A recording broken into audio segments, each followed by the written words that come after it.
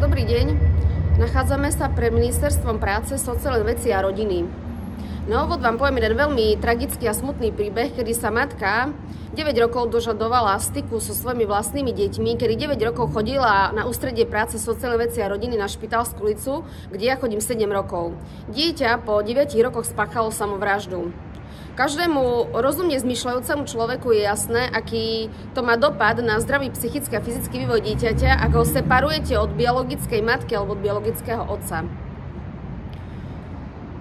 Zároveň by som chcela uviesť, že pred 3 rokmi sa konal historický prvý protest za naše deti, kedy tu na tomto mieste bývalý minister práce Milan Krajniak sľuboval pred televíznymi kamerami, ako nariadi ministerskej kontroly, ako vyvodí personálnu a trestnoprávnu zodpovednosť.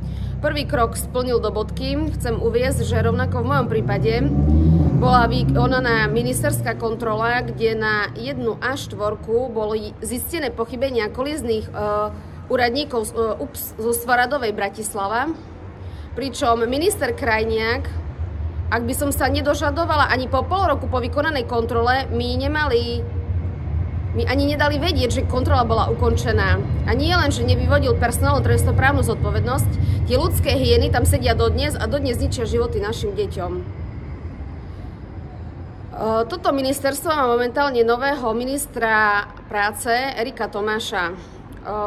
Ten by si mal brať príklad zo svojho kolegu pána Eštoka, ktorý už začal s rušením personálnych funkcií, pozícií a výmen.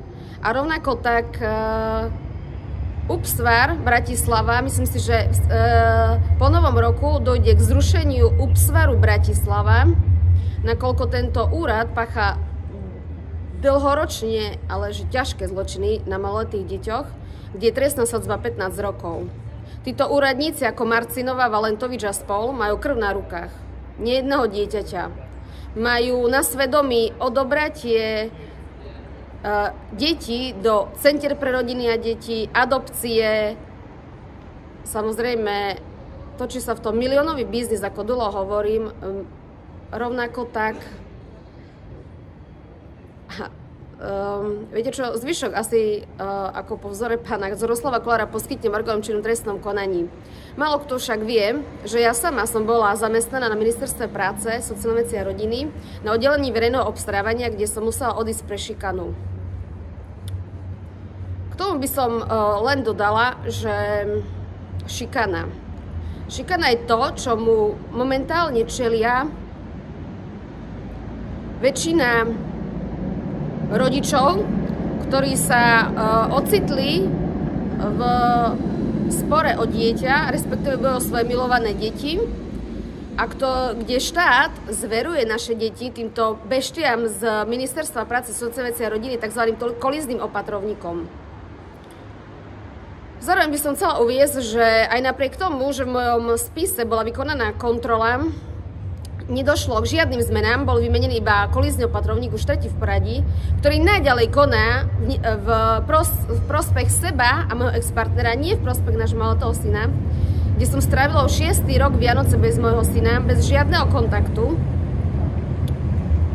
Kde by som chcela uviesť, že som si podala podnet na inšpekciu Ministerstva práce, kde opakovane inšpekcia zistila, že dochádza k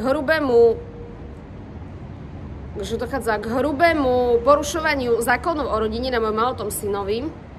Bavíme sa o rozpätí cca 7 rokov non-stop. Takže ako bývalý zamestnanec Ministerstva práce, sociálnej veci a rodiny vám odkazujem,